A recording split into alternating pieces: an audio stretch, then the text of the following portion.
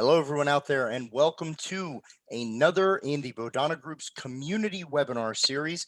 This week, as usual, we are going to be focusing on another aspect of tabletop board games and how you can utilize games for skill building and development, and also therapy if you are, a therapist, facilitator of groups, if you're an educator, a parent. All of this information absolutely usable for any of those different purposes. So we're going to go ahead and dive right in. Just kind of a brief hello. I am Jack Birkenstock as usual. Oh, that's transition. Hi, I'm James.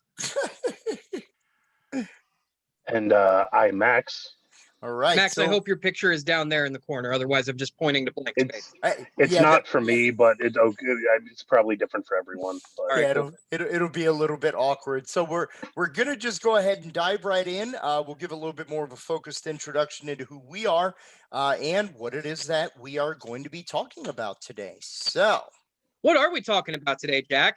Well, that is an excellent question, James, and I'm very glad that you asked. So today, we are going to be introducing you to another one of our heroes of gaming. And this webinar is going to focus on resiliency, represented by the hero of gaming, Rowe. And we'll tell you all about Rowe and what Rowe's all about as we go into and actually where the name comes from. So, your boat.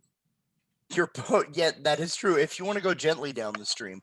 So I am Jack Birkenstock Jr. I'm the co-founder of TBG and the executive director of Therapeutic GM for over 5 years.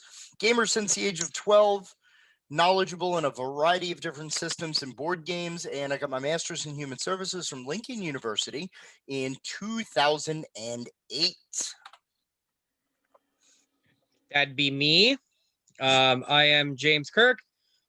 Most folks around and in Bodhana just refer to me as Captain for obvious reasons, or maybe not obvious. We'll talk later. So I've been a therapeutic GM. We might want to change these, guys. I think it's been 4 years now. Yeah. I've been a gamer for 36 years, game master for 32 of them. Very knowledgeable also in a variety of different systems. Gloomhaven is life. Life is Gloomhaven. Learn it, love it, hug it. Same as it ever was, right? All right, and rounding all around the world, same gloom. Yes, and rounding out our 3-person presenter panel today. Aren't you guys lucky? I'm Max Hitter. I'm also a co-founder of the Bodhana Group. I've been running therapeutic games for over 3 years. That's getting close to 4 for me now, too. Yep. I've been a gamer for over 20 years and a game master for over 15. I, too, have played in a ton of different systems, a ton of different editions of various systems. And I also have my master's in human services from Lincoln University, graduating in 2011. All right. Did you guys meet? No, we met working with teens in pre-ads years and years ago. I know it's a weird off-topic thing, but I keep meaning to ask this, and since it came up and it's right in front of my face. No, Jack encouraged me to go for my master's at Lincoln, so. Absolutely. So our services in the Bodhana Group are a wide variety of services that we offer. We have board game programs such as the, again, BC before COVID, board game programs that we were running in collaboration with 6 Feet Under Games and the Tommy Foundation of Lancaster, where we were using board games to help folks who experience autism learn and develop skills in a very non-invasive way. We basically would practice things like working on meeting new friends, trying new things, dealing with adversity or resilience, as we're going to be talking about today, in settings such as this, where we just get together, we play games, but we target those activities so it doesn't seem like traditional talk therapy or, things that often will bore children and, to be honest, the facilitators in most cases. We also run therapeutic RPG groups for agencies and private pay groups as well. We offer consultation and training for professionals that wish to utilize gaming programs in their practice. We focus on resource development. This could be anything from story and plot lines that are designed for therapeutic impact, all the way up to the development of our own role-playing game, which is all about skill building and presentation, called Branch Riders. More words on that in the future. Webinar content is another one of our games, specifically what you're watching today. What? We do webinars? Yeah, we do, like this one right now. Absolutely. Very nice, Max. We are the annual coordinators of the Save Against Fear Convention. It's our flagship fundraiser in October. Will be run again virtually in the year of 2021. And finally, we offer a series on drive-through RPG called Wizards, Warriors, and Wellness. Currently, we have an RPG book, which is focusing on role-playing games, but very shortly, as of the time of this recording, we are getting all of our files sent off to the printer. So we are going to be releasing our second volume of Wizards, Warriors, and Wellness very shortly, focusing all about board games. So it's a great thing to pick up, and that will be available soon. And we will have links later on in the presentation. So, wow. Yeah. Do you mean to tell me that there are heroes in gaming?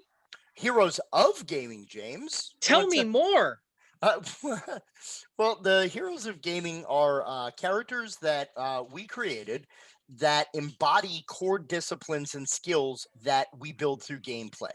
And there are a ton of different areas. These are things that we have identified as most people get the sideline benefits and everything from gaming in these through just general play.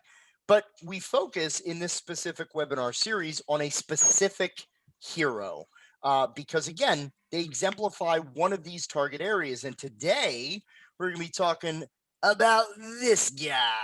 So who wants to talk all about Rowe? Yeah, so Rowe is the hero of Resilience. He is a dwarf. Dwarves are hardy folk in fantasy games, living underground. They're grumpy. They mine diamonds. Beautiful beards, some of them move in large packs with single people that just live in the forest. So dwarves have had a connotation of having, like a strong constitution, a strong gut, being able to resist a variety of different things. So when there is a sense in games of randomness and competition, these are resiliency building moments. Resiliency being your ability to adjust to a series of changing conditions throughout the course of the game. What was is not what is.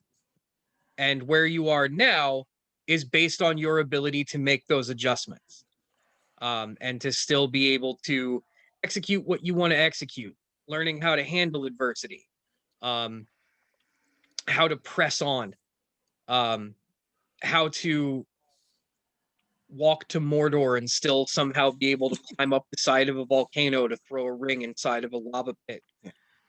Yeah, remember, one does not simply walk into Mordor. There are some challenges. There are difficulties along the way, right? Yep.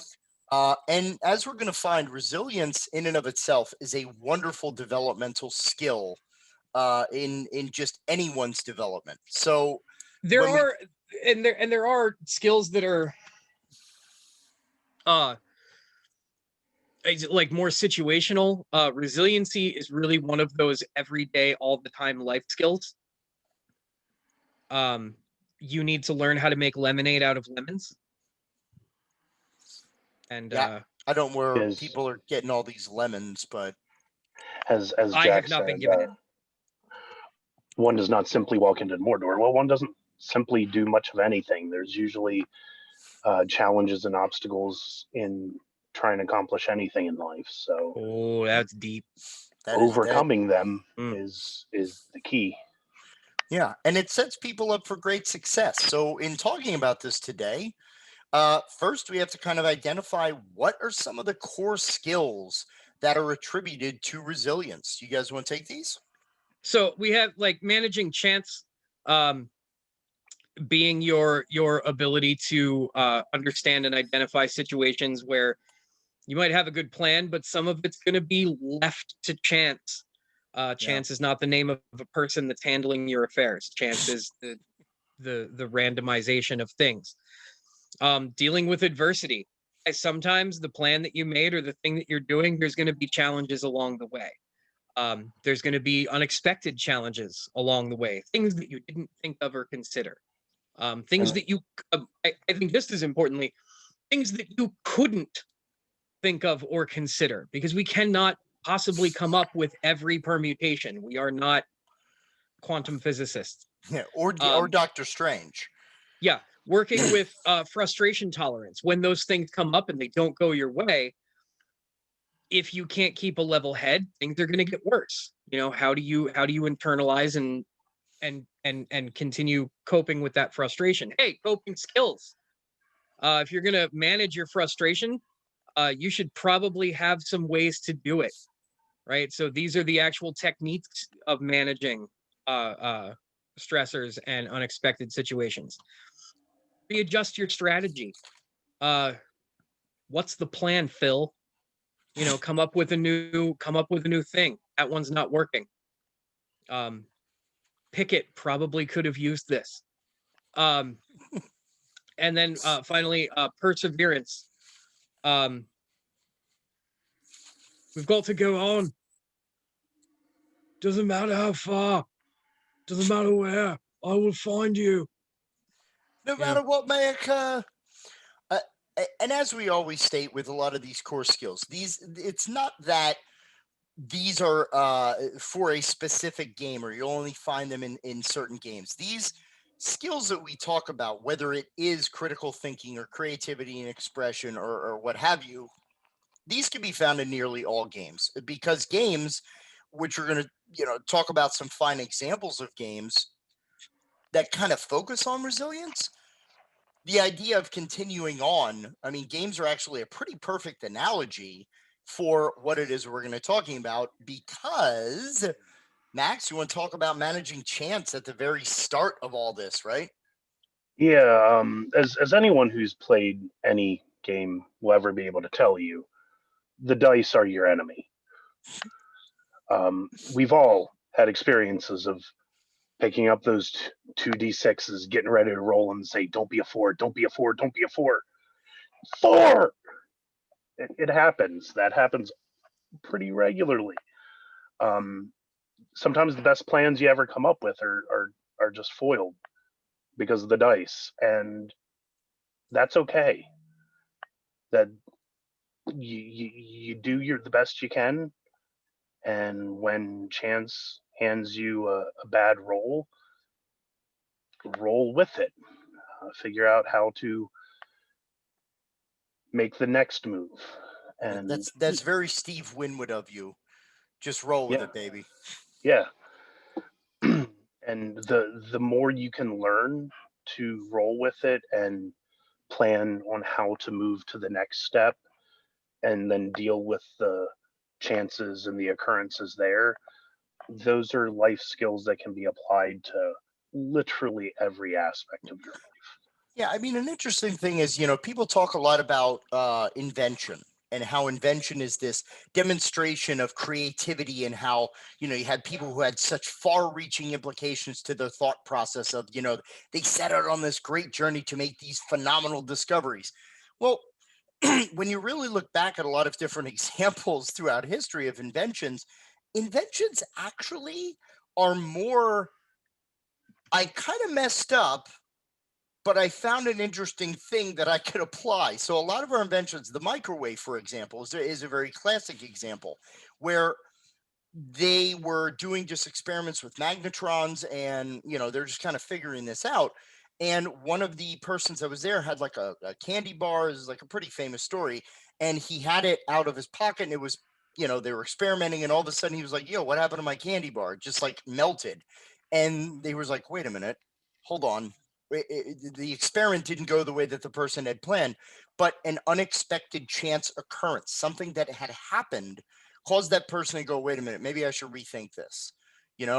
Slinkies originally started out as an attempt to help balance gyroscopes and compasses aboard naval vessels. And they were like, well, this isn't exactly working. But man, when it fell off that shelf, it just started walking downstairs alone or in pairs. That's pretty weird. Let me see if I could find another use for this. Silly putty. Look at different inventions that we have throughout history. They are actually resilience and perseverance. Yeah, it's James. Two-pointed question. One, Yes, sir. is Magnetron a transformer? Could be. If Magnetron is a transformer, does that mean that microwaves are actually powered by the Allspark? Very, very much, very much. I believe that was Kokomus Prime. That is the sworn enemy of Magnetron. That is Right, beautiful. got it. Yeah. Yeah, Miss Prime Rib.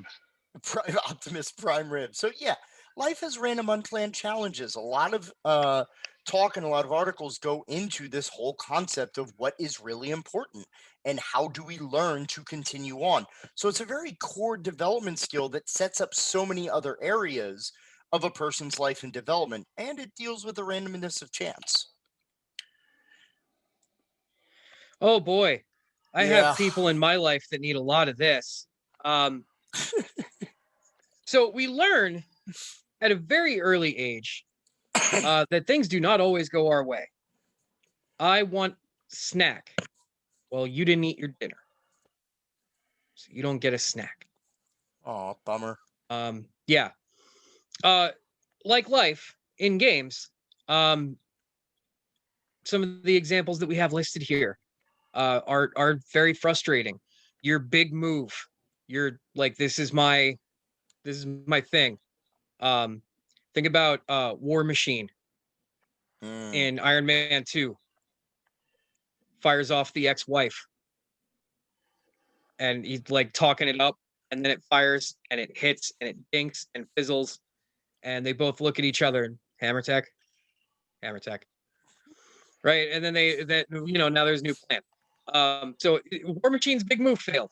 You rolled the one number you didn't need.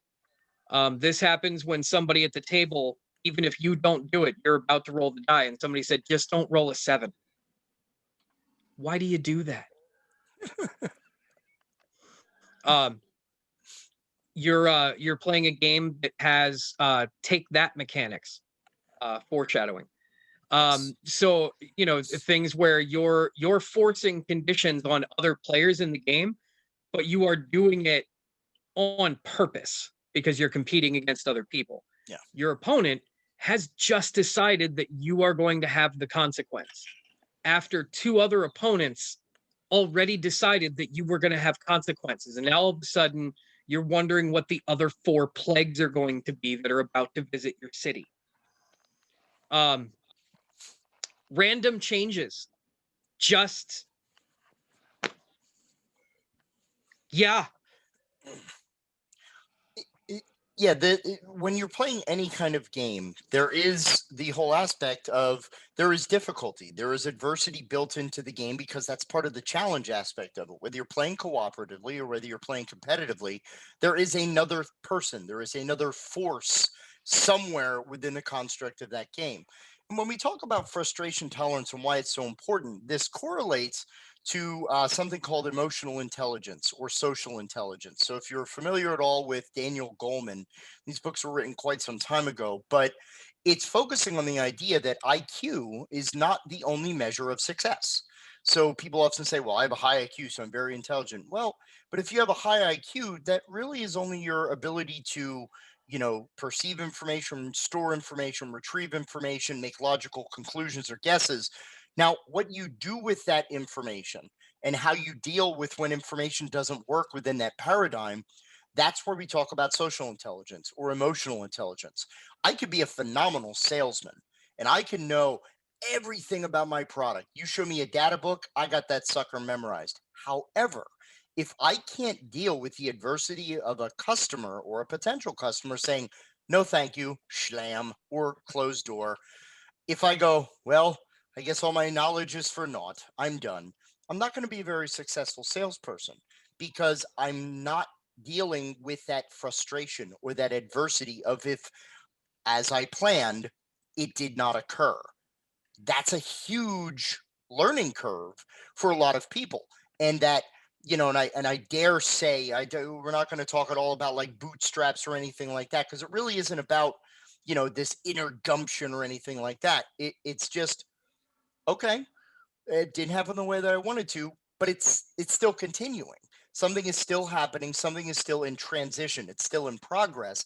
So this idea of dealing with the frustration of something not working out the way that we wanted to leads me to what is the next part of this challenge. But the important factor is I am continuing. I am not stopping. I'm not letting that adversity end what I'm needing to do.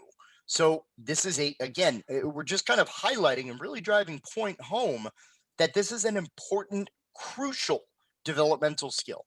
Dare I say, aside from social skills and connecting with other people, this is probably one of the most formative skills that people can be working on in their lives, because it is determining so much of who we are and how we operate in the world and with others. And it's Yeah, it's I mean, think about I was say it's a process of, it's called the feedback loop. You put stuff out there, like what Jack said, you're trying to make a sale, you pitch it, the person doesn't take it. Mhm.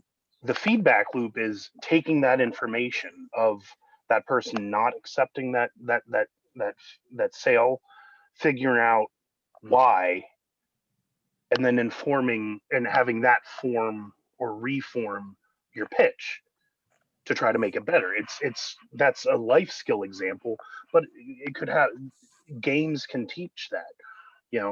Why did your big move fail? Okay, well, when you go to make your big move again, how are you going to change it to reduce the likelihood of failure next Absolutely. time? James? yeah, we've talked about a couple of the other heroes so far in this series.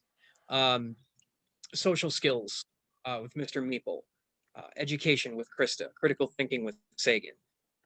All of those skills on their own incredibly important.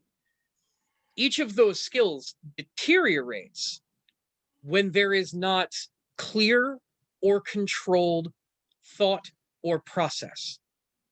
Without the ability to have resiliency, other core skills will suffer because you do not have the ability to tolerate random change, frustration, challenges along the way.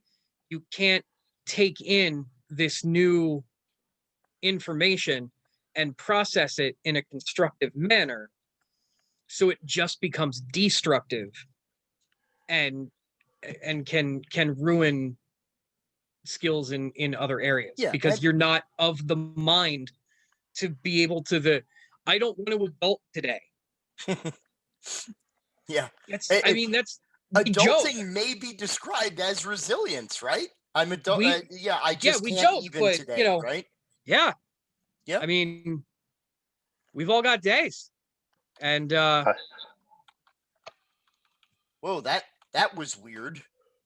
We have we did a quick review of the upcoming slides now, so guys, I know that we had made a joke earlier about Doctor Strange, but we don't need to to this see is all the what he saw when right. yeah. And right now, this is a fantastic segue. So when we talk about resiliency, one of the core underpinnings of resiliency in general are coping skills. This is how we deal with that frustration that we just talked about. And there's many different types. We actually showed you a real world, not planned example of resilience. I hit a key, my key stuck, it went through the slides, and we all cracked a joke. So that kind of tells you a little bit about our coping skills, right? Whereas none of us went, oh my God. Yeah. Right. Or curled up into a ball and said, that's it. I guess the presentation is over. We went to the end of the slide. That means we're done, right? No. Guys, just hit stop. We have to start over. It wasn't perfect. The whole half an hour is gone. We would never stop filming. Yeah, it would just be constant filming. And within this, we're kind of making light in certain ways about things like this. For some people, this idea of dealing with adversity, this idea of having random chance shut them down, can be very debilitating. A lot of, one of the aspects of people who experience autism that they talk about is adherence to routine or theory of mind, where there is a certain perspective. Now, again, it's not representative of all people who experience autism, but it understands and accepts chance can be difficult for people who are very routine oriented, or if you have a certain paradigm that you're looking at something through. So this might be acknowledging, yeah, I'm playing this game and I want to win, but you know what? There's like 3 or 4 other people around the table. They also want to win. So there's going to be a challenge inherent in that. We talk a lot with younger children learning about sportsmanship and fair play, and just being able to acknowledge, okay, I'm not always going to win. Some people have a struggle with that because we want that aha moment. We want that woo piece of candy, that wonderful moment from succeeding. But sometimes succeeding is learning from mistakes that we make, taking a breath. These are everyone has different coping skills, and just as another kind of board game thing, coping skills can be what we call adaptive or maladaptive. So the idea is we learn coping skills as a way to deal with adversity in our lives. Those skills are shaped and framed by the level or the context of our experience. So I may have a coping skill that is quote unquote maladaptive. That means that it's not really a healthy skill and it can actually be harmful in some ways. We talk a lot about, alcohol or drug addiction. That is a coping skill. We're not saying it's a good one. That is probably a maladaptive coping skill. But if you think about it in moderation, having a drink, kind of relaxing, maybe it's more about hanging out with other people. That's the part of the skill that I'm using. We want to try to understand that people develop skills for different reasons. And we've established kind of a bedrock, a foundation of this helps me feel okay. So it's not about right or wrong. It's not about good or bad. It's about, does it help? Does it not help? And potentially, is there a better way for me to meet handling frustration? So coping skills can be developed through gameplay. That's kind of one of the importance when we talk about a lot of the games that we have as examples later on. We're really, really going to hone in on how these games do that, because as usual with the Bodhana model, the Bodhana method, towards using board games, we talk a lot about, we play a game that has inherent skill building. We don't sit there and go, okay, Freddie, we're going to work on resilience today, so we're going to play Flux, and here's why it's going to be beneficial. Freddie's already asleep, right? But we just play Flux, but the game's mechanics, the game's inherent play leads to skill development. Because again, I talk about the brain a lot because I love the brain, as flawed as it is, but as magnificent as it is. Our brain is still learning. Whether we're using this, whether it's real, whether it's imagined, whether it's play, whether it's, our dealing with our boss or whatever, our brains are still working. And by play, we're developing some of these coping skills. Anything I missed on this one, gents, before we move through? No, you did a fine job, Jack. Thanks very much. Oh, I will say this. As per the graphic, I do not endorse the utilization of that with your clients. Don't just slap them and tell them to pull themselves together. Yeah, pretty much slapping anyone is a bad idea. I think we can all agree on that. Or do, but you didn't get the idea here, and we know nothing about it. I'm Right. just saying I do not endorse this method. Yes, Not a great idea. Clearly Bob's Burgers' fault.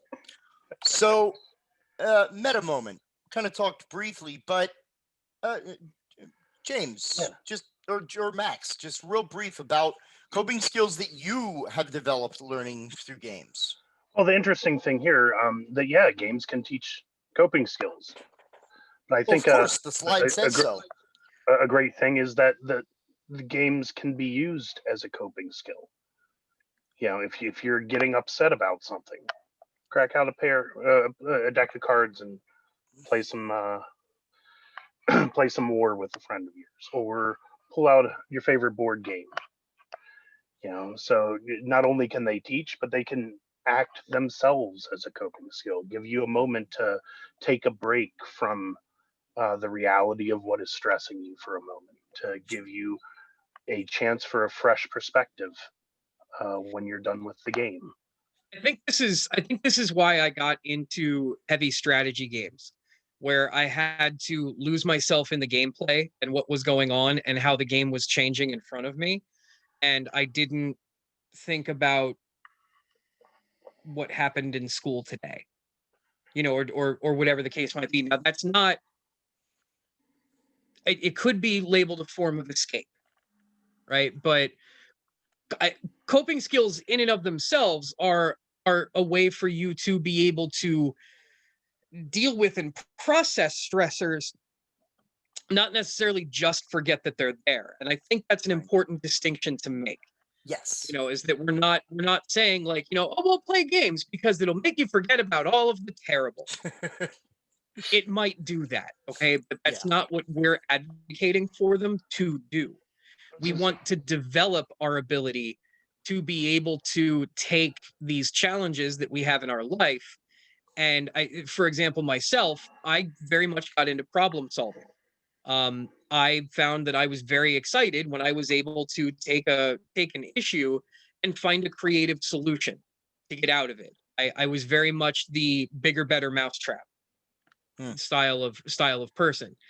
So games are a natural gateway to finding creative solutions to things, right? So games can also be used to identify problems that you need coping skills for. Yeah. Things that you were not, aware of. My son is we'll find out if it's real or if it's just because he's 4 or almost 4. Is some early identification of ODD, right? So oppositionally defiant, just being defiant for the sake of being defiant because they want to be the opposite of what you are doing. He is finding some things through gameplay that he is not, that can like inform on behaviors that he's having with his constant need to win, to be successful, to hear that he has done a good job.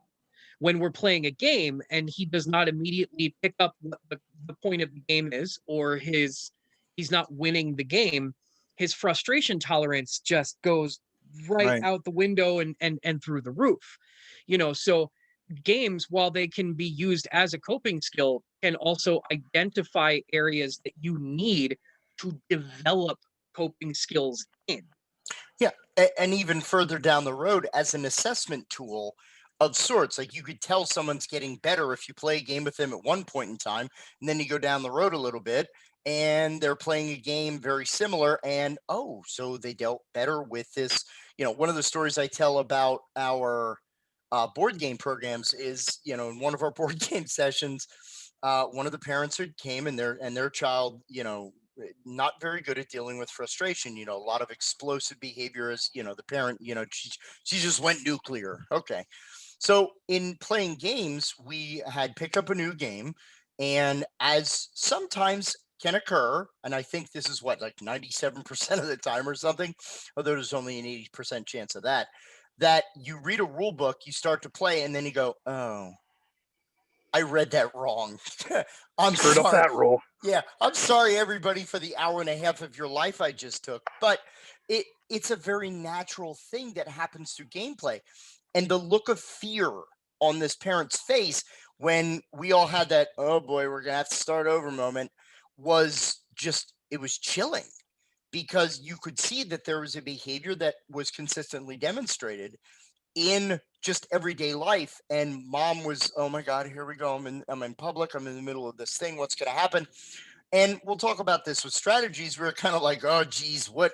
Whew, look at me. I read it wrong. I'm so sorry, everybody. But hey, nobody won, nobody lost. We're just going to start over if everybody's okay with that. And to the mom's surprise, the child was like, okay. And mom looked at me like, what sorcery is this? And it's like, it's a game. So it's very easy to do a lot of these skill builds because we talk about it. It's not such a big deal. It's just a game. But what happens in the mind is we're experiencing a situation that creates frustration. A lot of cognitive behavioral therapy, specifically about things like anxiety and such, use a mode called exposure therapy, where you kind of get a client to a certain point, then you help bring them back down. Over time, the highs aren't so high and it's easier to get back down to baseline. Gaming can provide a very natural opportunity in a recreational way to get you up here and then bring you back down. get you up here and bring you back down. So again, wow, very meta moment right there. It's very Inception. But games, as we're going to see with some of the examples, have a lot of great benefit. And we're not done yet, folks, because there's a lot of other great discussion points here, such as the long-term thinking or perseverance aspect. Max, you want to take this one? Yeah, I mean, I like illustrating this through the Max is like, scientific. I like science. Yeah, the scientific method. With when you're gaming, you have your plan. Dare I say, your theory or your hypothesis. This is the way I expect this to work. The next step is to try to make that work. You're experimenting. Then you got to observe, is it working? Which is collecting the data. Mm-hmm. And again, like I said with the feedback loop before, you then change your theory or change your plan or change your hypothesis. But the most important part of the scientific method, and I Is think that why the it's most in bold? yes, yes, it Okay. is, I see what you're putting down there.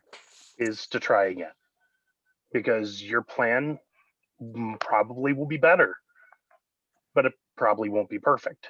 Yeah. So We you try agree. again. Perfect, And perfect example. Last night we were playing it's actually a new game. It's a Royal Rumble card game out by Ravensburger, and that, man, if that is not a game that is all about resilience, because you have blocks and refs and counter blocks and distract the ref cards and all these things. You're like, oh, I want to pull this thing off, and now I've spent this very valuable signature move card that I can only use once in the game. Blocked. Huh? So now I've lost resources. My strategy, I thought it was perfect, and nope. Hashtag nope. yeah, the little quote on the bottom of the screen there is one of my personal favorites of all time. The secret of life is to fall 7 times and to get up 8 times. Same Yes, idea. yes. Just keep on trying. Every time you fail, make sure you try one additional time. It's it's kind of like Dr. Evil. Just to let you know, I have an entire bag of shh with your name on it. He had one more for everyone that Scott was going to try to pull out. But again, when the going gets tough, the tough get going. If at first you don't succeed, try again. We are inundated with all of these little mantras and catchphrases. So we see how important this is. And this is, again, life has us utilizing this, not just in the scientific method. It's like the life method, right? I tried something, it didn't work out. Why did it not work out? Then I go back, I readjust, I try again. And as Max said, and Paulo Coelho, yeah, that's a very key aspect. James, anything to throw on into that? No, I think you guys pretty much covered all of that. That's good talk. Wow. So just because I love the meme of my heart will go on, beautiful. We're going to talk about perseverance for a bit because it's really one of the big key aspects. So we're going to kind of take these piece by piece here. First of all, failure isn't bad. A lot of people look at failure as like this pock mark upon you that, if you fail, that means there's something bad about you or you're not good enough or something of that sort. But trial and error is how we learn.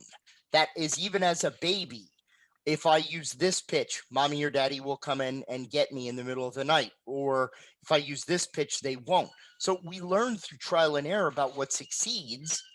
That drives our process of using that more. We are literally creatures of habit, right? We do this a lot in RPGs where we tell our we even tell our players as well as our GMs the whole idea of failing forward. Yes. The idea that even though your character does not succeed all of the time, your failures are moving the story forward in interesting ways. In board games have a very particular set of rules and instruction. A very They're a particular set of defined rules. Yes, they're a defined sandbox. Okay, you know what the parameters are, you know the tools that you have to play with. If you don't try to use those tools and you do not try to play the game, nothing happens. Right? If you are afraid of failing, then you will not move forward. the game will not move forward. It will not be fun. Even if you fail, you still tried. You might have gotten something out of it. And experience is a wonderful mentor into learning what does and does not need to be done in a particular instance. My old So yeah, Spanish. Sorry. so I just by making mistakes, we learn what not to do. Yeah, my old Spanish teacher is the one who told me that third bullet point: you celebrate your mistakes, because it's only through your mistakes can you learn and grow. Which leads right into the idea of the dignity of failure. Give your clients the opportunity to fail. Give them that chance, because if you don't, you're not going to give them the opportunity to grow from it. You're not going to give them the opportunity to learn from it. And that takes another aspect when it comes to board games, is the whole don't let someone win. Play to win. That is part of playing a game. Well, and yeah, I would say the concept of dignity of failure is something that I learned about working in the mental health field, specifically with adults with disability, where one of the things that we talked about a lot was people like, well, what if they don't succeed? We have to do this for the person. We have to make sure that, there's, we hear all kinds of terms about like helicopter parents, tiger parents. There is one term that I heard, which is called the lawnmower parent. And the idea of a lawnmower parent, at least in the context it was described, was that I'm going to mow the grass before you walk on it so you don't have to go through the thick weeds. Well, let's examine that for a second. If I don't ever have to walk through the thick weeds, what'll happen when the lawnmower is not there? What happens if you're not able to be there to take care of that? The dignity of failure is something that, if I told you you had to write me a 20-page paper by a month to do it. It doesn't really matter though what you put into it or anything, because I'm just going to give you an A anyway. There's no risk inherent to that activity. If there's no risk, there's no impetus to do it well. So by providing for the dignity of failure, you're putting a weight to the activity. You're giving it a sense of importance, so that when a person has the dignity of failure, they also are learning accountability. They're also learning responsibility, because I failed, I own that. And that development of responsibility is also very core to perseverance. If I can't learn from a mistake that isn't my fault. So if I don't learn from that, I inherently am not taking responsibility or ownership for it. Well, that teacher just hated me anyway. Well, maybe he didn't do enough work on the project, And piggybacking on what Jack was saying there, the whole, take ownership of your failure. If there isn't a chance of failure, can you really take ownership into succeeding? Yeah. Can you really succeed if there's no chance to fail? Right? So by having the chance of failure, it gives you the possibility of taking ownership of the success. Yes, that's the flip side of it, right? If I can own my failure, I can also earn the victory and feel that I've actually accomplished something. Not going to get talking about participation trophies, because that's a double-edged sword. But seriously, that idea of when we persevere, we not only learn and grow, but if I've learned from that, there's a tremendous amount of pride that I can take from, like, that was hard, but I got through it. I was able to make the decisions to proceed and persevere. That's a badge of honor for most people, to get through that. Man, I was rough, but I did it. We talk about Max and I with the Lincoln process, that all throughout the thing. Trust the process. This is going to be one of the most grueling, engaging. I mean, for a master's level, I wrote a 400-page thesis. I talked to PhDs who were like, "You had to do what in the who now?" And I was like, "Yep." And they were like, "For a master's, that was an intensive program," but getting through it was very, very, very satisfactory. Like, it was so much pride. This binder here is my first semester of papers. Yeah, that's a lot of stuff. James, did we miss anything out on here?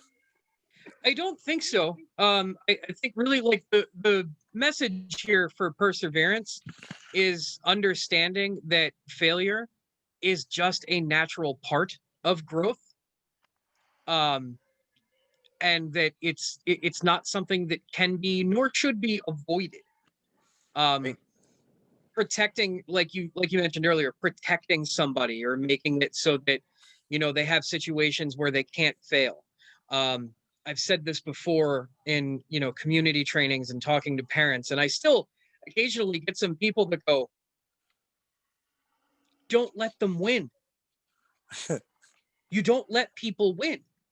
Letting Right. them win gives them a false sense of security and provides the exact situation we're trying to avoid, where there was no chance of failure.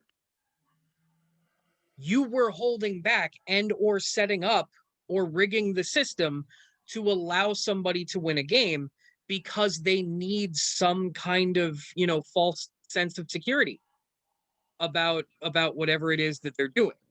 Yeah. If they fail, they learn what not to do, and more importantly than learning what not to do, it builds that tolerance to failure. Yes, that We get exposure we talked desensitized to a about, lot right? of different Yes. we get desensitized to a lot of different things. I've lost We've so many games over the years, I don't even care about winning anymore. the TV shows that we watch have gotten more and more graphic as time goes on, because there is a certain level of desensitization to violence. The things that we as a people are willing to stomach or to take in or look at. That's a very changing dynamic. Some people still don't buy in with the heavier violent shows. Not what this is about, but Right. I think that it illustrates the point that you don't want to become desensitized Yeah. to these Well, types of things. Well, I think going further, James, the point is that regardless of your intention, our brain does naturally get desensitized to similar experience. When the same thing happens over and over again, our brain is like, oh, okay, been there, done that. So a lot of times, if we don't, and I joked about my like losing, but I really like it's one of the things that mystifies a lot of my friends that they're like, so you don't care about winning? I was like, I would like to win. It doesn't destroy my afternoon if I don't win. It's the fun of the game. I play for different reasons than most people do, but my brain and all of our brains automatically are going to become kind of desensitized. So when you lose enough games, losing isn't such a big deal anymore. It's just the way that our brain is being driven. Again, I talk a lot about neuroplasticity and our brain's ability to change and grow and map different neural pathways as we have experiences. Everything that we go through, everything that we learn carries an impact. The first time something bad happens, our brain's like, oh my God. Then over time, it's like, well, okay, we've been through something like this before. It's still pretty bad. And then eventually that perseverance lays the groundwork for another thought or approach to what it is that we are experiencing. Eventually, it becomes it's another Tuesday. Yeah, pretty much. It's just another deck builder with James. I'm going to get trounced. Wow, I'm not surprised. That's a callback to a previous episode. But with anything, there are challenges. We always in our webinars want to talk about, what are some of the things you might want to be aware of ahead of time going in, specifically with the use of certain games for a targeted benefit. So first and foremost is the fact that clients or peeps, if you're talking about, like your kids, if you're a parent using resiliency for development, varying degrees of coping mechanisms. There are the sense of emotional management, depending on who the person is and what they've gone through. They might not have good coping mechanisms for emotional management, knowing how to manage that anger, knowing how to manage that frustration. So when you're starting to work with someone, you might want to maybe have games that are more cooperative or collaborative, because if I'm just kind of playing on my own, but I'm not okay with dealing with my sense of failure, my sense of quote unquote inadequacy, if you have someone with imposter syndrome or something like that. Again, sounds like an extreme example, but one of the big aspects of all of this is pairing games with clients, pairing games with people for the idea of, finding the right game for the right reason. It's one of the taglines that Bodhana uses for board game programs. So know the level of management and coping mechanisms that your client or intended player has before entering into this contract. And being sure that they're ready to handle the challenges, I think is very important. It's something that I learned early on in my direct care time. We always called it setting up or prepping the client. Like, let them know what's about to happen, let them prepare, and then do it. Set the scene, set the stage.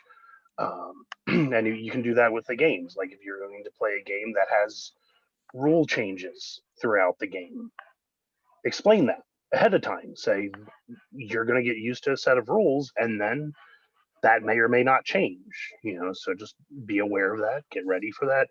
And if it's somebody with some frustration tolerance issues, maybe at that point talk to them about, how do you think you're going to cope with that when that happens? Yep. Or how are we going to work on trying to cope with that? And like earlier we were talking about the perseverance. One thing that we as clinicians or parents or group leaders can do is coach.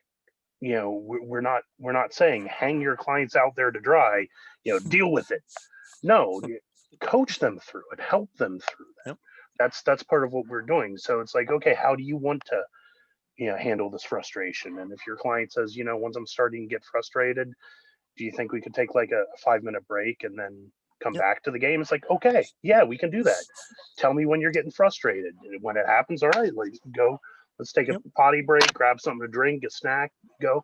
That's part of being a responsible group leader, clinician, or parent in that aspect. Yeah, we, even at home with my kids, sometimes they need a break. Like, they're engaged in an activity that is just overly frustrating for them, and they're not developing any sort of, constructive attachment to the task at hand. So we will suggest a break, and we ask them to remove themselves from the situation. They can go somewhere and calm down so that this is not in front of their face. And when they've calmed down, then they can come back to it, maybe look at it with a fresh set of eyes, maybe be able to come back at it with a different solution than what they were trying in the first place. Yeah, and that kind of resounds to the next point of some of the challenges, is that when you're talking about games, remember that age on the side of the box is something we've talked about this a lot in how to teach board games, how to select board games in previous webinars that you can go watch for free on YouTube.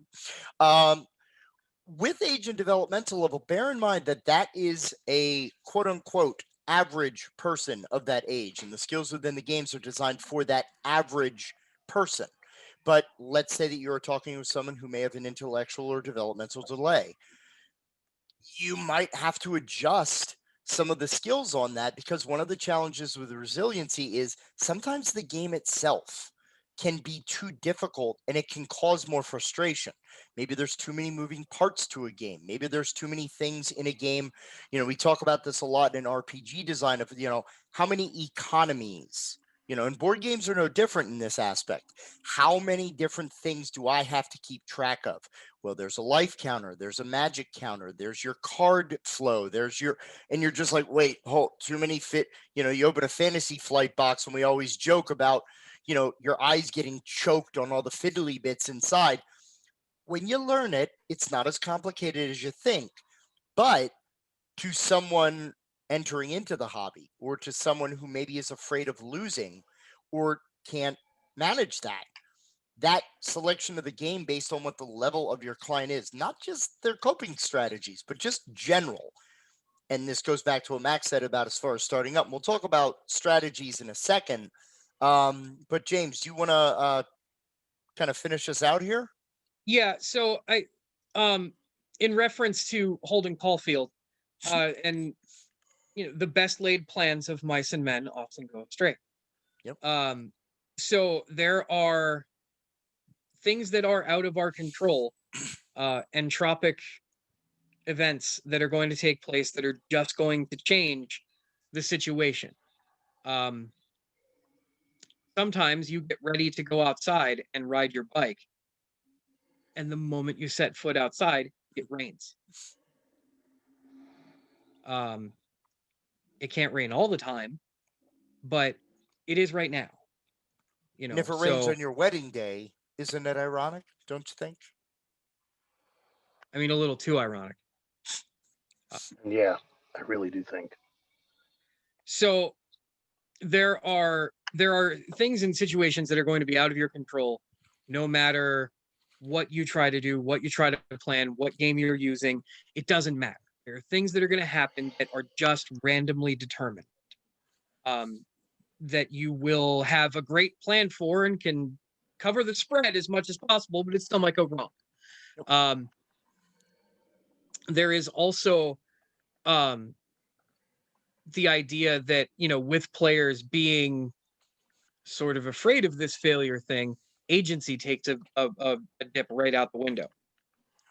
Because if there's a chance of failure, even a decent chance, and they don't want to fail because they haven't developed the ability to deal with failure, then they're not going to do the thing. Because if they don't do the thing, then they don't fail. Yeah. You can't lose what you don't put in. Yep. And we will have a future webinar talking about Tesla and initiative taking chance for risk and reward. So what do you think, James, Max? Let's move on to some strategies, right? How do we work around this? Do you want strategies? Sure, we all do. So some tips for successful use of resiliency in games.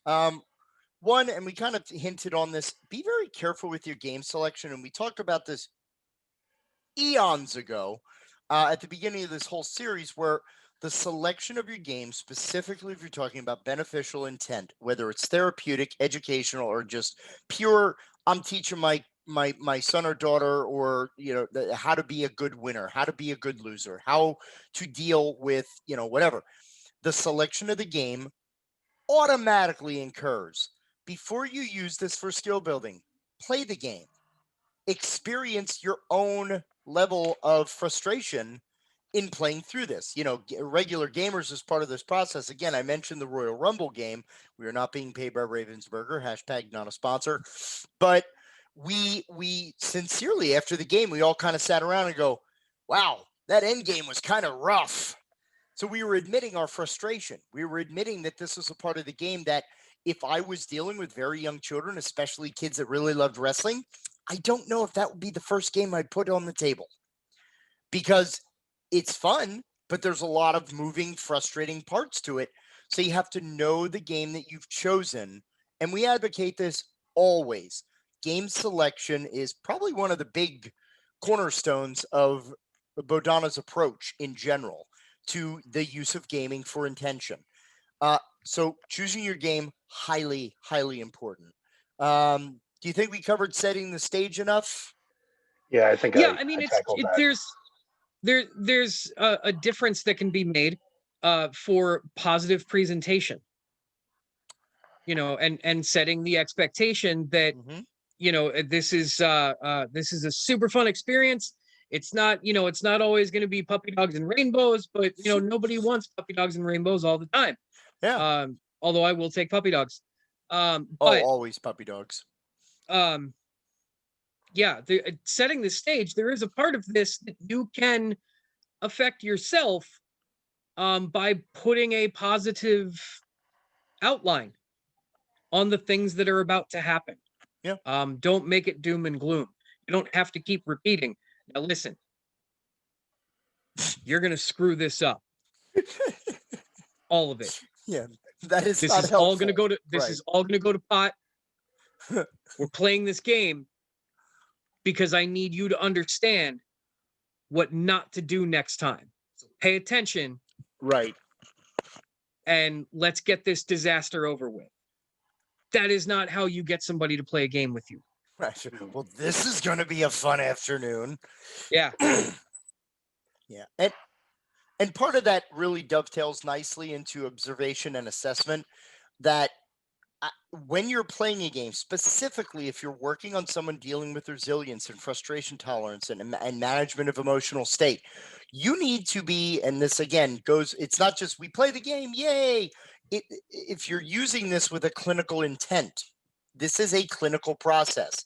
It is no less different than observation in a traditional group setting. You have to pay attention to what's going on at the table. We even do this in regular games like, man, that was a pretty heavy round. We need to take we need to take a 5. That got pretty intense, right?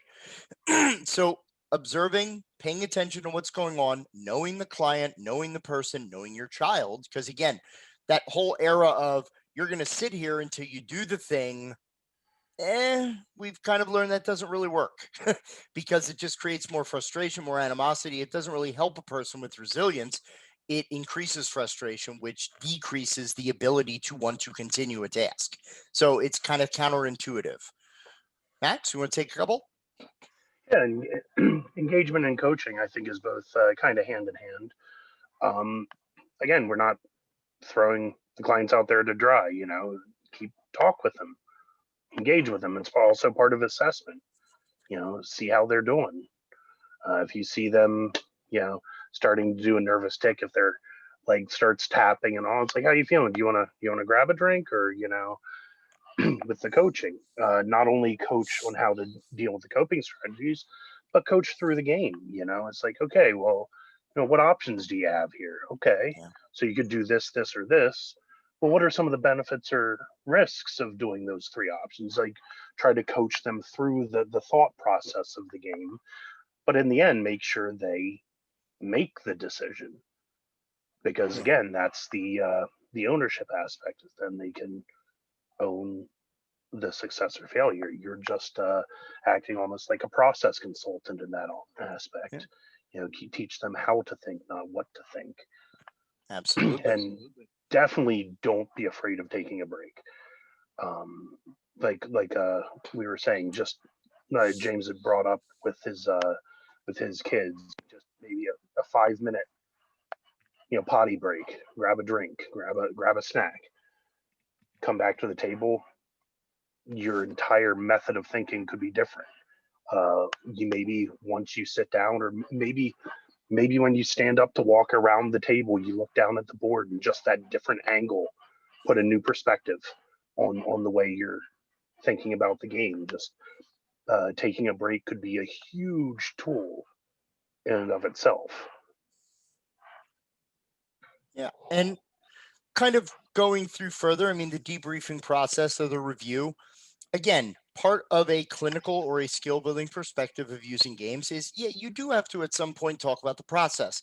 Now, it could be very similar to the Royal Rumble example that we were talking about earlier, where, we sat around as a table, and James, I really loved what you had said after we did that, because everybody was sitting around, man, that end of the game seemed kind of unfair and it was a little out balanced, and this character was kind of OP. And you had an observation about our process and what it said about our experience of the game that I really, really enjoyed. Yeah, it was the fact that even though we had this aspect of the game that we really didn't like, and we thought, it didn't provide a positive experience on the game.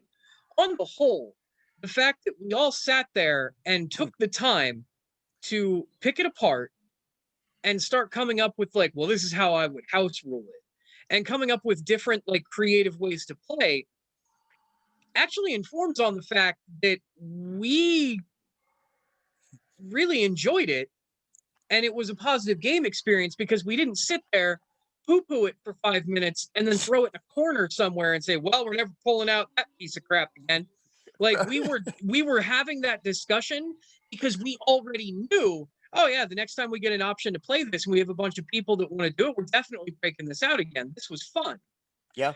So it was the idea that we took this negative experience from the game, but then instead of just writing the game off, we said, well, hold on, there's better ways to do this, and I'll bet we could come up with one, because we wanted to make it more fun, because we had a positive experience and we didn't want to let this one thing pull the rest of it down.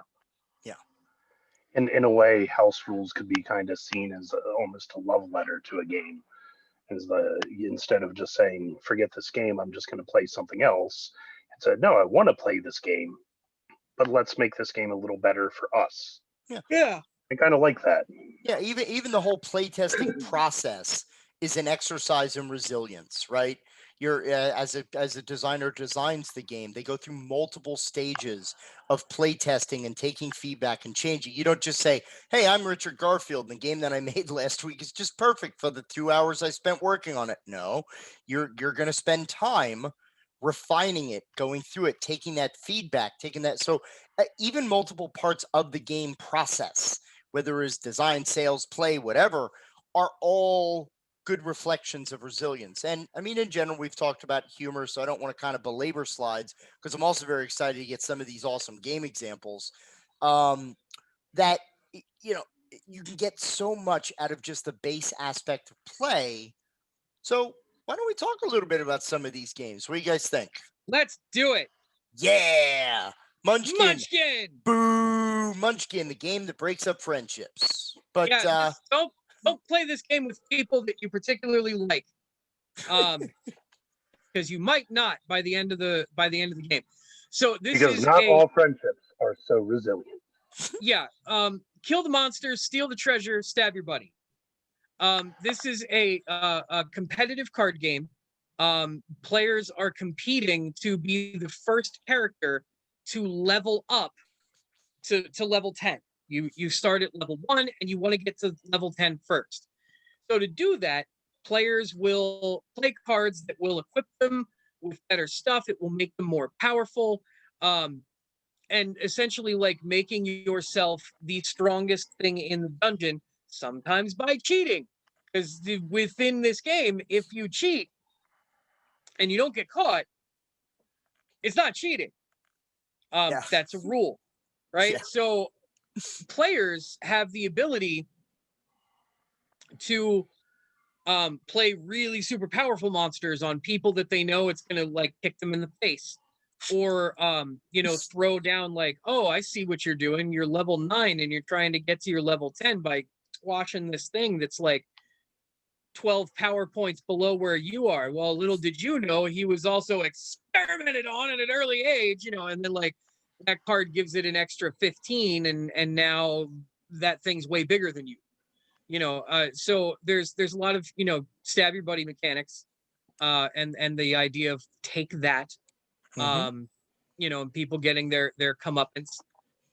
So because there is a lot of intentional competition, there is also very much a fertile ground for my feelings are hurt that you did that thing to me when I was about to win the game.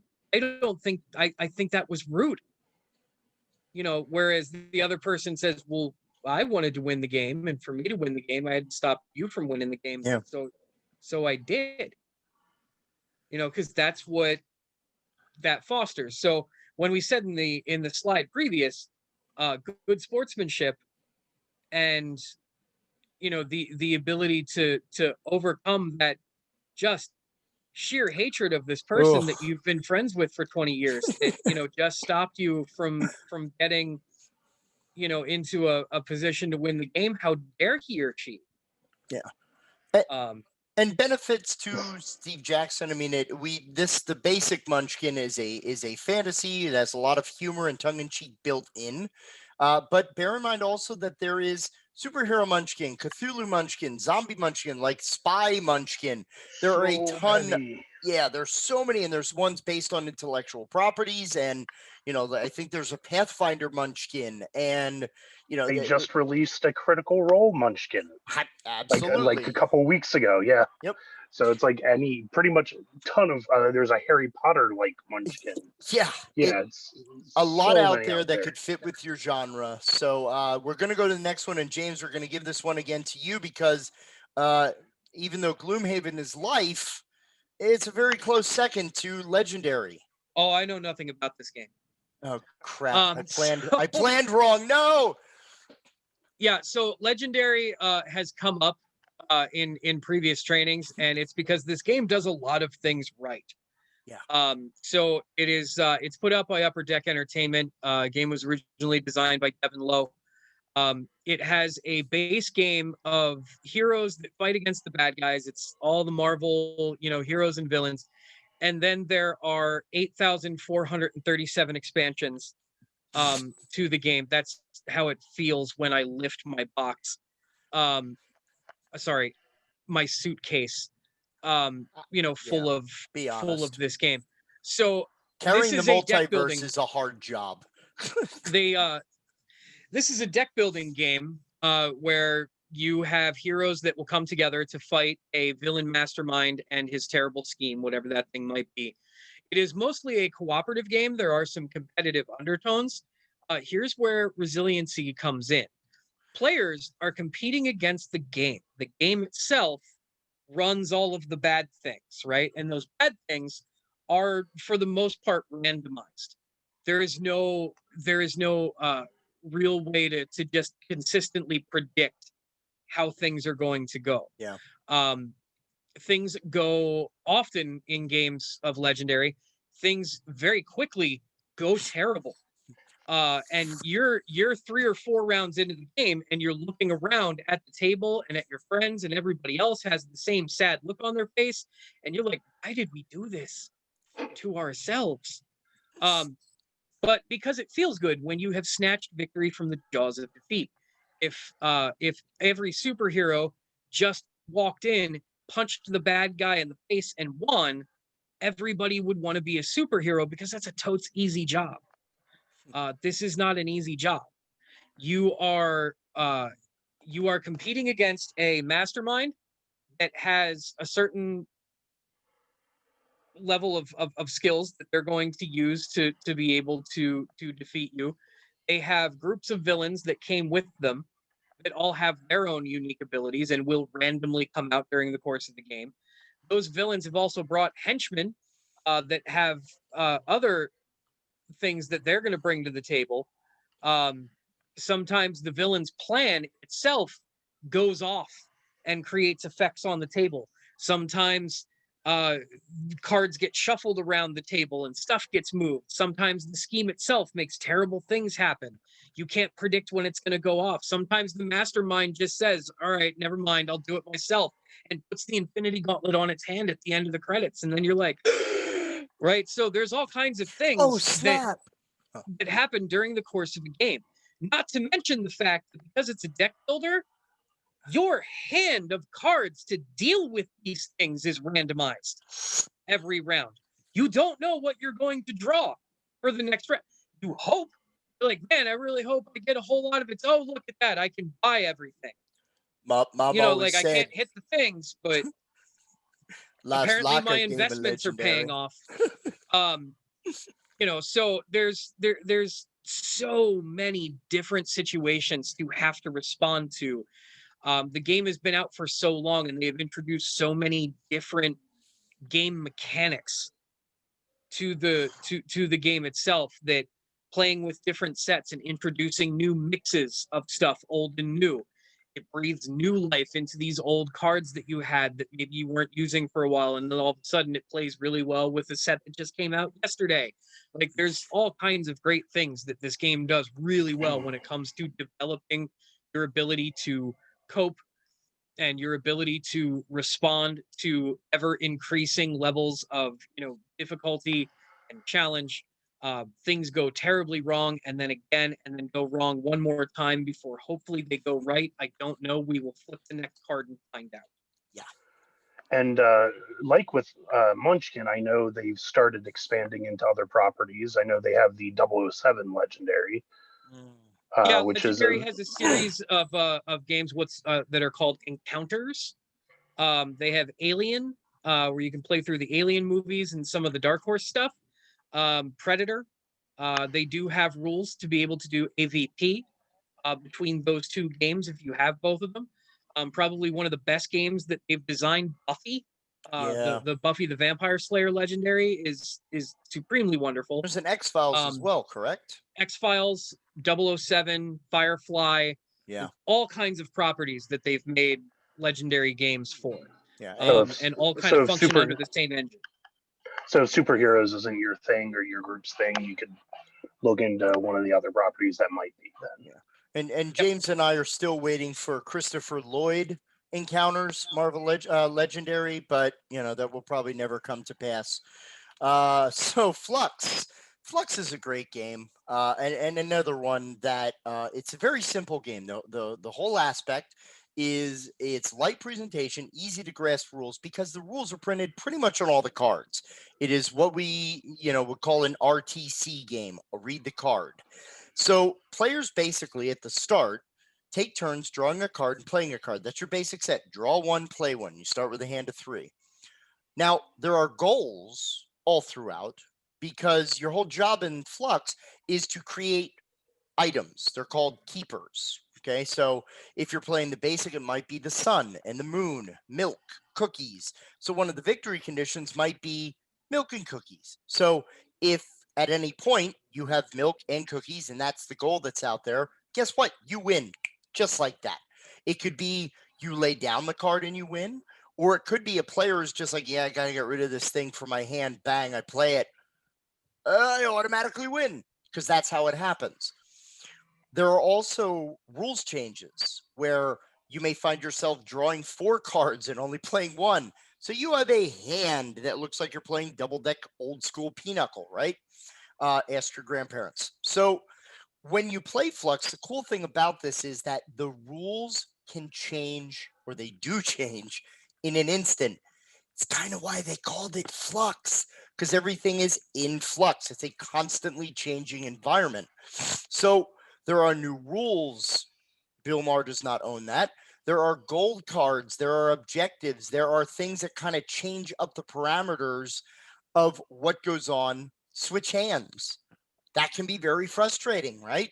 So the other cool thing about this game is that just like with Legendary, just like with most Munchkin, there is Monty Python Flux, there is Star Flux, Martian Flux, Zombie Flux, there is Bible Flux. There is also a series of educational games, Math Flux, Chemistry Flux, History Flux. For y'all adults out there, there is also a drinking game version of Flux. It's a great game series that is put out by Looney Labs, which is actually based in Maryland, Pennsylvania. They're a great company, has a lot of other great products. Also, only like 15, 20 bucks for a set. So it's very affordable. Also, a game can last 3 to 5 minutes. So it also makes it very good and accessible for if you're on the go play, pick up and go, or unfortunately, at some points, I've also seen games that last 45 minutes because everything's just changing. You can't plan, right? And one benefit of that is also no 2 games are ever the same. Yes, with the way absolutely. the rules flow and that sort of thing. So the way the rules flux, if you will. Flux. Yeah. All right, so we're going to keep going through again some Oh, boy. fantastic games that you can use. So here we go, James. Or Max. This is a good game. This is a good game. It's a horror game. It's set up. You have a house that you go into the front door, and then as you explore through the house is actually when you flip over what room you're exploring, depending on what level of the house is, first floor, second floor, or basement. And as you go through the house and explore, you find items, find situations, and there's always a certain moment when the game changes, depending on the item and the room that the item is in. You look through the accompanying book, and it tells you what then changes. Could be that you are now in a horrible horror situation where that person who found the thing is now an enemy who's trying to kill everyone, or it completely changes up the scenarios of the game. Maybe that person's now a Frankenstein monster or a ghost, or there's like over 100 different scenarios. I think it is. The most interesting one that I played was a giant crow picked up the entire mansion and started flying off with it. and there was a room that we had to escape out of in the mansion, but we had to find the room. There were 5 players, and there were only 4 parachutes inside the room. And it got down to 2 of my friends that were left over. Myself and 2 other people had escaped. It was 2 of my friends. One of them was playing an old librarian, and the other one was playing like a 12-year-old kid. And it just so happened the 12-year-old kid found a weapon in one of the other rooms and just straight up used it on the old librarian, and then grabbed the other parachute and was like, peace. Right? Like, but how do you handle that? Like, what would the Scooby Gang do if the Scooby Gang was investigating this mansion and then all of a sudden had to fight each other to survive? Yep. Right? All of So a sudden, Velma's out to kill you all. Well, we're screwed. If it had to be Where- any of them, why her? where in most of the games that we've discussed up to this point, the resiliency mechanics are in responding to changes. We know that changes are coming, right? The change is the game. With betrayal, this is very interesting because the change is coming, but you don't know what the change is, and you also don't know the goals of everybody involved. If you're maybe you're the person that turned into the Frankenstein's monster, right? So you have a different set of the book that you now have to go somewhere and look at because you have very different parameters now from what the other players have. Mm-hmm. As the monster, you don't know what the other players now have to do to be able to pull off their victory. You might expect that the players are, like, well, they're gonna have to come after me and murder, death, kill me. So I have to murder, death, kill them first. Where in actuality, the players might send some people after you, but they're looking for items that they need to be able to shut you down. Yeah. You don't know that. So this game becomes practicing resiliency in situations where you don't know all of the factors. There are things that are hidden from you that you have to discover. This becomes a much better gauge for frustration tolerance. Mm-hmm. That, like, how much can you handle not knowing? We don't like not knowing things. We don't like And- not having all of the knowledges like up front. We want to have all of the possibilities in front of us so that we can make the best possible decision.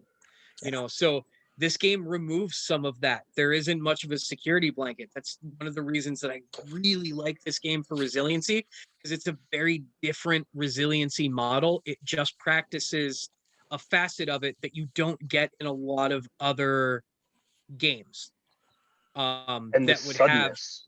ever-changing or sudden circumstances.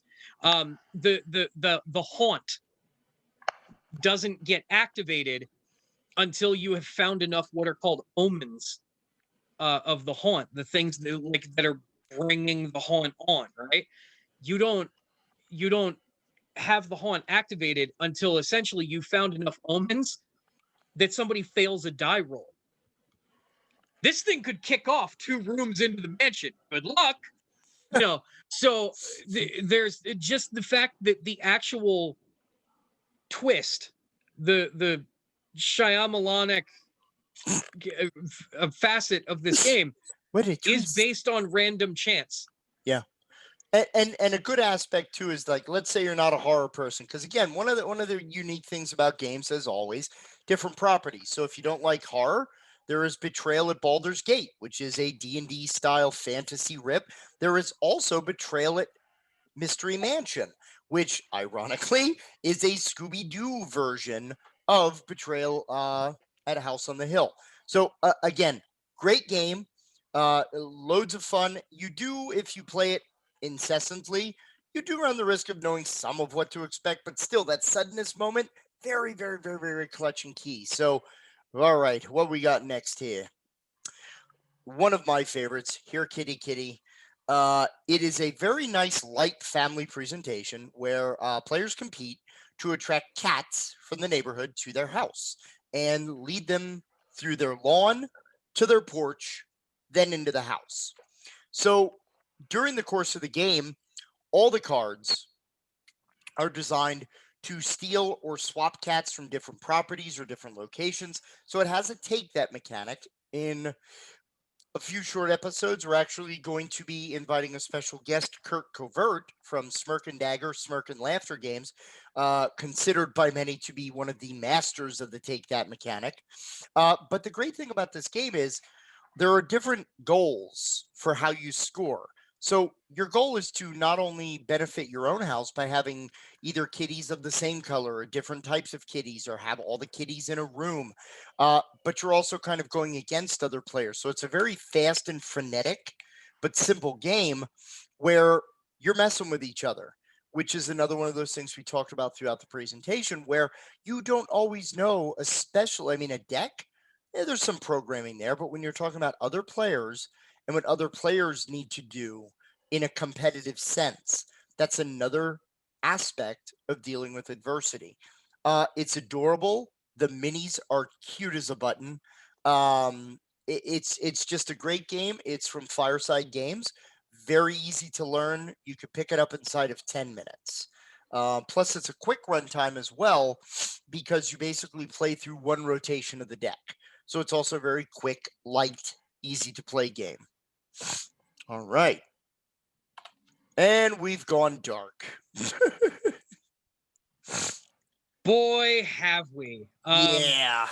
Plaid Hat games kind of outdid themselves here. A little bit. Dead of Winter is every terrible thing about a zombie apocalypse and then add in human personality. You'll see in the graphic, Dead of Winter is a Crossroads game. Here's what this means.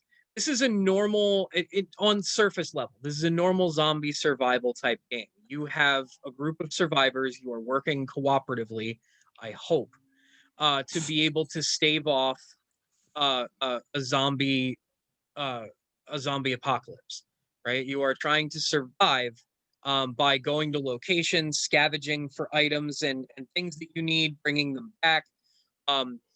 The game makes you manage not only the people that you are sending out to go and do these things, but also the people that can't necessarily take care of themselves, or the people that would be extras in an episode of The Walking Dead, because they are also mouths that need to be fed and kept warm. The game goes so far as to make you manage the waste that you produce, because a very dirty colony will not improve morale. And there are random events for zombies, and zombies will pop up. You have to manage the amount of noise that you're making while you're actually like looking through these locations. Oh, there's a lot of plus the winter, which you can get frostbite, right? On top of all of these things, and yes, that's true. The Crossroads system introduces random human elements where, like, the military shows up at the front door and is demanding things from you because they found out that you are a surviving colony. The Crossroads thing will say, if you have so-and-so in your party, this happens instead. Right? So there are things where if you have found specific people, their baggage comes with them, and things you didn't know about them all of a sudden pop up at the most inopportune time that it could possibly make itself known. There are also variants of the game where you have secret agendas, and sometimes those secret agendas, you will all be very shocked to find this out, don't align with everybody else's, right? Some people really are out for themselves.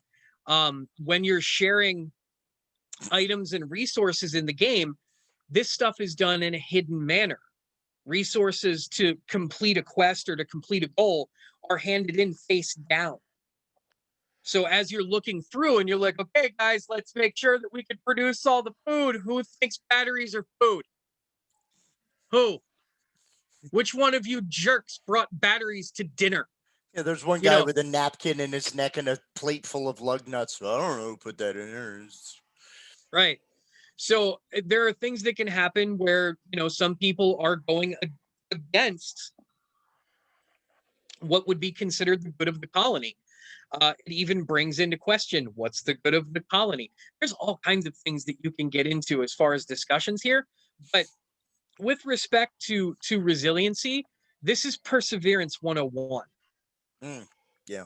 This whole thing is like, okay, there's dead things out there. They're trying to get in. We need to be able to stop them. We need to have defensive positions inside the colony because things are constantly going to be trying to get in. We have to send people out. So we have to send people that are skilled at doing these things out there, but they are going to kind of be on their own, for some of it. So who can we trust? Who can we not trust? There's all kinds of manner of thing that can go wrong. And it's like, okay, this thing happened or we failed this thing. Now we need to pick ourselves back up. Yeah. Like, okay, a couple of the zombies got through. We lost a couple of people. We gotta keep going because tomorrow is going to come, whether we want it to or not. Because it's winter, right? No, it really is a masterclass in resiliency if you want to think about it that way. You have emotional management at play here. You have constant reassessment of strategy. You have shared goals. You sometimes have the secret goals. Like there's so many moving parts to this game. It is a bit heavy. I mean, we'll admit it's a bit fiddly at parts. There's a lot of mechanics going on, especially because you're playing different scenarios, right? With different win conditions and lose conditions. There's a lot to keep track of, plus expansions on top of it. And there's also like different locations that are out there that you have to go investigate. And even those can differ given what expansions you have. So an excellent deep game. We do often, give a warning that some of the content, the mature themes that are there may not be appropriate for younger children. We're just throwing that right out there. But an incredible game, specifically if we're talking about resiliency. So I believe that takes us through our games. So if you want to find out more information about the Bodhana Group, what it is and what we do, please visit our website, www.thebodhanagroup.org, or email us at thebodhanagroup@gmail.com. You can check us out, the Bodhana Group, on Facebook or at the Bodhana Group on Twitter. Please, please, please visit DriveThruRPG and order Wizards, Warriors, and Wellness. And if you're a gamer and you love having fun while earning money for a charity that has one heck of a mission, that be us, please, please investigate and look more at that Save Against Fear and join us in the second week of October for games, fun, and sharing stories about gaming and its tremendous beneficial impact. So with that in mind, gents, we're going to go ahead and drop the screen share, and we're going to go ahead and say our goodbyes. So as usual, thank you, everybody.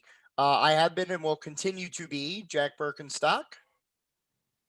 Yeah, it was tough, but we got through it. We kept our heads down, stayed the course, Persevered. That's yeah. I will continue to be for as long as I am able to do so. James Kirk. And I am Max Yoder. All right. Thank you, everybody out there in the Bodhanaverse. Remember, as always, please stay safe, be well, take care of yourselves and each other, and we hope to see you around the gaming table real soon. Don't And stop thanks smiling. for stopping by. As always.